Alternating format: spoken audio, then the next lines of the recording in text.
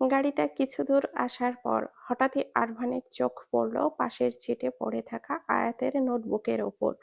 মেয়েটাকে নিয়ে সে কি করবে ভেবে পায় না। মেয়েটার জেদ আর অভিমান দুটোই যেন আকাশ ছোঁয়া। একটা দীর্ঘশ্বাস ফেলে গাড়ি ঘুরিয়ে সে আবারও কলেজের দিকে রওনা হলো। কিন্তু ক্যাম্পাসে আসতেই আরভানের চোয়াল শক্ত হয়ে গেল। ক্যাফেটেরিয়ার কোণে আলানের সাথে গভীর আলাপে মগ্ন আয়াত। মুহূর্তেই আরোহণের মাথায় যেন রক্ত উঠে গেল। সে হিতাহিত জ্ঞান হারিয়ে দ্রুত পায়ে এগিয়ে গেল। অ্যালান আরভানকে আসতে দেখে অপ্রস্তুত হয়ে উঠে দাঁড়ালো। Avi, please cool down. আমরা জাস্ট একটা নর্মাল কনভারসেশন করছিলাম। আরভান তার কথার ভ্রুক্ষেপ করল না।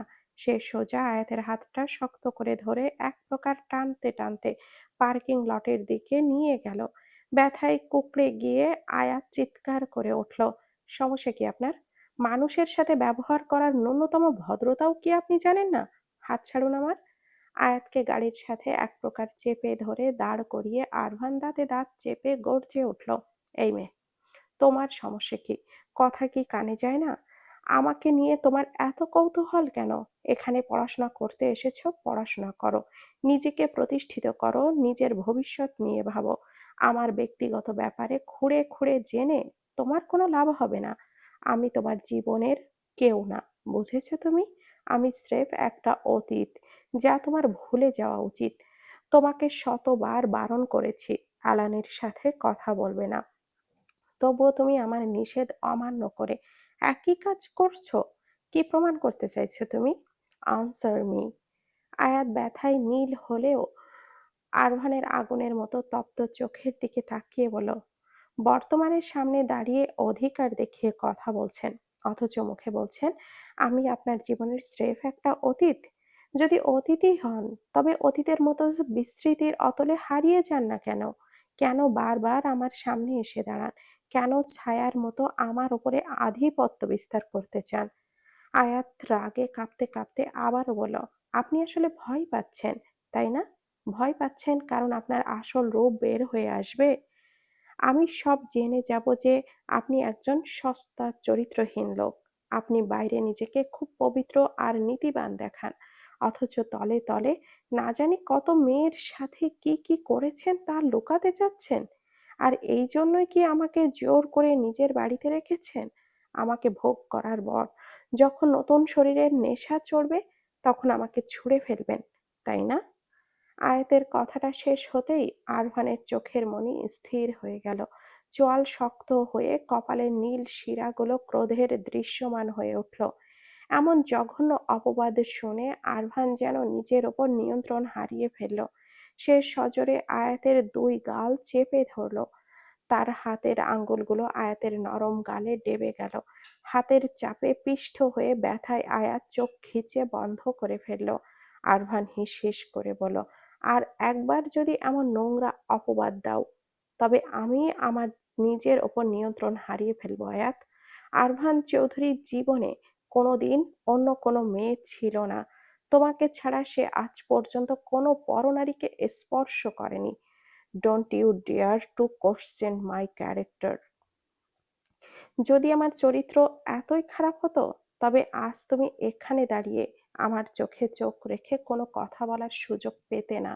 এই কয়দিনে আমার লালসার চিহ্ন তোমার শরীরের প্রতিটি ইঞ্চিতে থাকতো।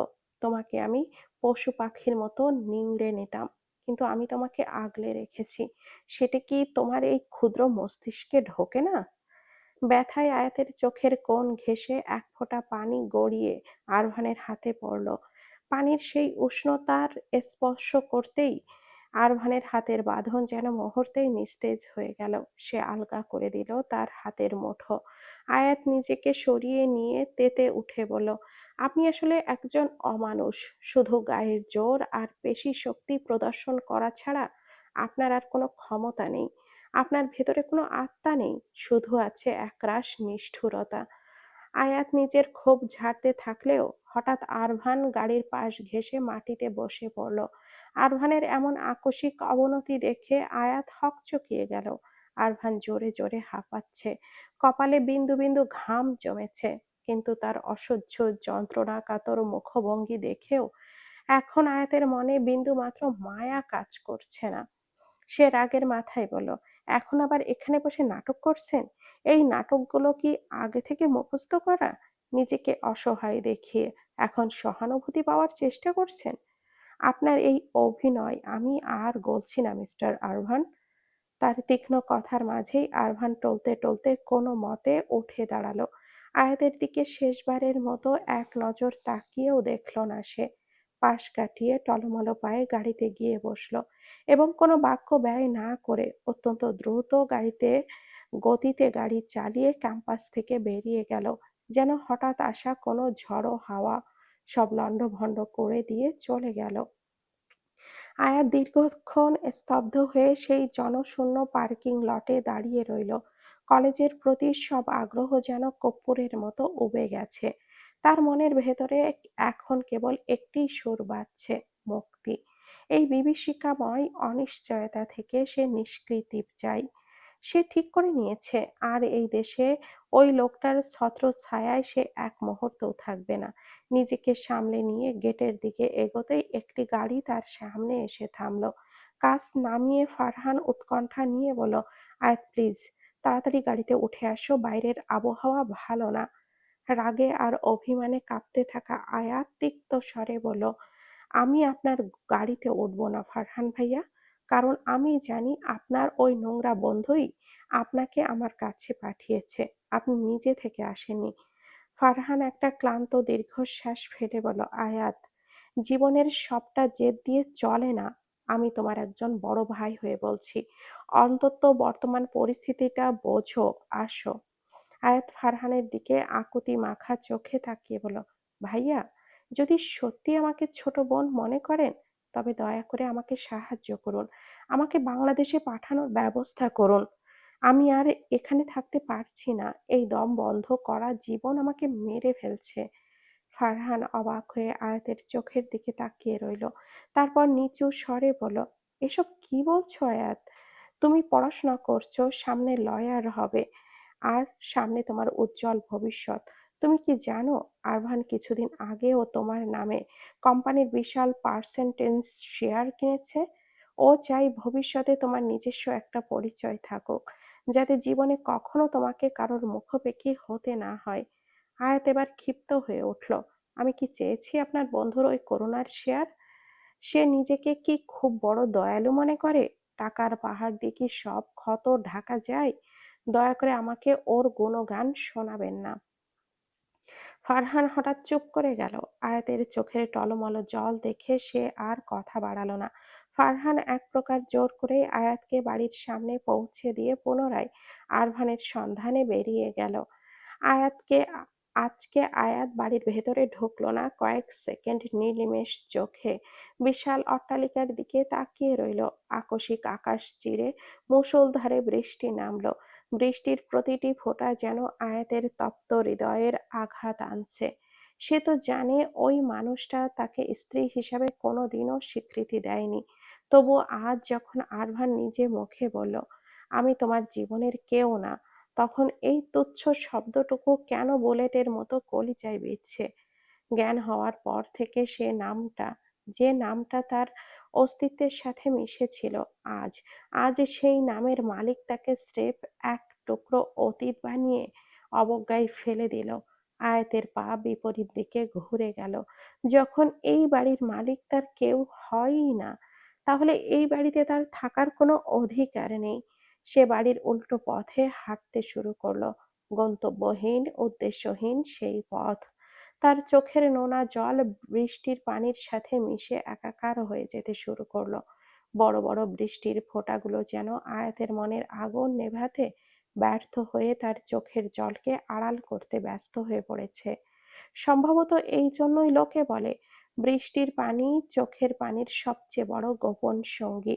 কারণ আকাশ যখন কাঁদে, তখন মানুষের চোখের জলকে কেউ আলাদা করে চিনতে পারে না।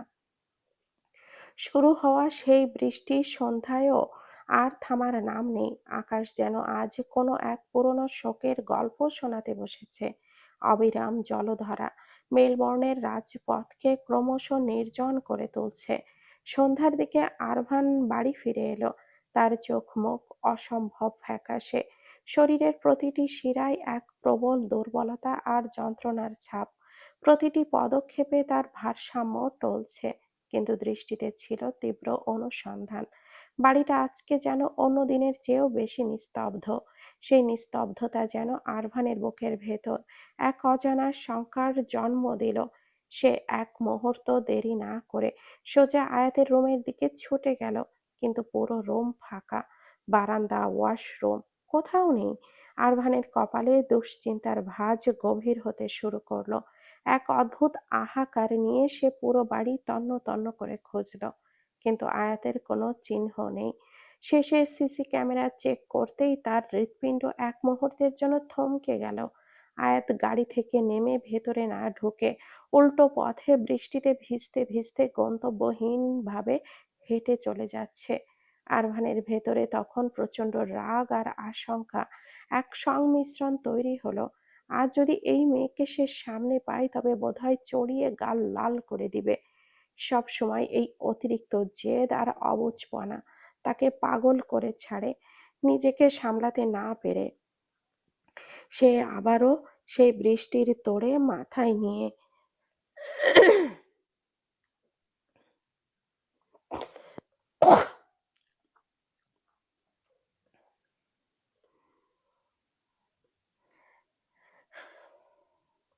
নিজেকে সামলাতে না পেরে সে আবারও বৃষ্টির সেই তোড় মাথায় নিয়ে রাস্তায় বেরিয়ে পড়ল। আয়াতের ফোন সুইচড অফ, তাই লোকেশন ট্র্যাক করাও অসম্ভব হয়ে যাচ্ছে। পুরো রাস্তা অলিগলি খুঁজতে খুঁজতে সে অনেকটা দূরে চলে এলো। হঠাৎ রাস্তার মোড়ে একটা দোকানের শেডের নিচে কয়েকটা ছেলেকে দাঁড়িয়ে থাকতে দেখলো সে। তাদের হাতে অ্যালকোহল, চোখে মুখে নেশার ঘোর। আরভান তাদের পাশ কাটিয়ে যেতেই কানে ভেসে এলো একটি জঘন্য মন্তব্য। তাদের মধ্যে একজন বিশ্রীভাবে হেসে বলে উঠল, আজকের মালটা কিন্তু সেই ছিল, কি তেজ! এমন কড়া জিনিস এর আগে আর একটাও হজম করিনি। কথাটা শোনা মাত্রই আরভানের ধমনীতে রক্ত টগবগ করে ফুটতে শুরু করলো। তার মনে হলো কেউ যেন তার কলিজায় গরম সীসা ঢেলে দিয়েছে। তার মনে এক মুহূর্তের জন্য শঙ্কা জাগলো, তবে কি আয়াত এদের পাল্লায় পড়ল? সে নিজেকে আর আটকে রাখতে পারল না। সোজা গিয়ে লোকটার সামনে দাঁড়ালো, বজ্র কঠিন স্বরে বলল, সত্যি কথা বলবি? কোনো বাঙালি মেয়েকে কি তোরা এখানে হেনস্থা করেছিস? উত্তর দে, নইলে আজ তোদের একজনকে অক্ষত অবস্থায় ফিরতে দেব না। ছেলেগুলো প্রথমে থতমত খেলেও পরেক্ষণে আরভানের ভেজা আর বিধ্বস্ত রূপ দেখে একসাথে বিশ্রীভাবে হেসে উঠল। একজন বিদ্রূপ করে বলল, তুমি কি সেই সুন্দরী মেয়েটার কথা বলতে চাইছো? ওহ ভাই, তুমি তো দেরি করে ফেলেছো। আমরা শুধু তাকে স্পর্শই করিনি, আমরা তাকে স্বাদ দিয়েছি। তার চুম্বনগুলো খুব মিষ্টি ছিল এবং আমরা শুধু তার সাথে যৌন সঙ্গম করেছি। বাক্যটা শেষ করার সুযোগ আর পেল না। শব্দটি উচ্চারণ করার সাথে সাথেই আরভানের ভেতরের সুপ্ত আগ্নেয়গিরিটা বিস্ফোরিত হলো। সে নিজেকে ধরে রাখতে পারল না। আরভান তখন এক উন্মাদ দানবে পরিণত হলো। পাশ থেকে একটা লোহার রড তুলে নিয়ে সেই ছেলেগুলোকে গায়ের সর্বোচ্চ শক্তি দিয়ে পেটাতে শুরু করলো। তার প্রতিটি আঘাতের সাথে সাথে সে নিজের ভেতরের সবটুকু আক্রোশ ঝাড়ছিল। উন্মাদের মতো বিলাপ করতে করতে সে মারছিল আর বলছিল, ইউ বাস্টার্ড! আমার আয়াতকে স্পর্শ করার সাহস কোত্থেকে পেলি তোরা? কোথায় আমার আয়াত? কথা বল, ব্লাড ইজ! আরভান পাশে রাখা একটি অ্যালকোহলের বোতল ভেঙে ভেঙে তার ধারালো অংশ একজনের গলায় চেপে ধরল। আরভানের এমন রুদ্র মূর্তি দেখে ছেলেগুলো প্রাণ ভয়ে কেঁদে উঠল। আরভানের চোখ দিয়ে তখন যেন জ্বলন্ত আগ্নেয়গিরির লাভা ঝরছে। ভয়ে কুঁকড়ে গিয়ে একজন আর্তনাদ করে উঠল, ব্রো প্লিজ থামুন, আমরা মজা করে বলেছি। মাল বলতে আমরা কোনো মেয়ের কথা বলিনি, সত্যি বলছি। আমরা এই নতুন ব্র্যান্ডের অ্যালকোহলটার সাথে কথা বলছিলাম। এটা একদমই নতুন আর কড়া, ওটা নিয়েই কথা বলছিলাম। কোনো মেয়েকে আমরা টাচ করিনি। হ্যাঁ, একটা বাঙালি মেয়েকে ওই উল্টো দিকের গলি দিয়ে যেতে দেখেছি। আমরা কিছু করিনি ব্রো, প্লিজ মারবেন না। আরভানের হাত থেকে ভাঙা বোতলটা খসে পড়ল। বড় একটা শ্বাস নিয়ে পকেট থেকে মানি ব্যাগ বের করলো, নিজের বিজনেস কার্ড আর বেশ কিছু ডলার তাদের দিকে ছুড়ে দিয়ে শীতল গলায় বলল, চিকিৎসা করার জন্য রেখে দাও। আরো প্রয়োজন হলে এই ঠিকানায় যোগাযোগ করো। ভুল বোঝাবুঝির জন্য দুঃখিত। ছেলেগুলো হতভম্ব হয়ে কার্ডটার দিকে তাকিয়ে রইল। কি অদ্ভুত মানুষ! কয়েক মিনিট আগে যে উন্মাদের মতো পেটালো, সেই আবার চিকিৎসার খরচ দিচ্ছে। আরভান তখন পাগলের মতো হন্যে হয়ে গলিটার দিকে দৌড়াতে শুরু করলো।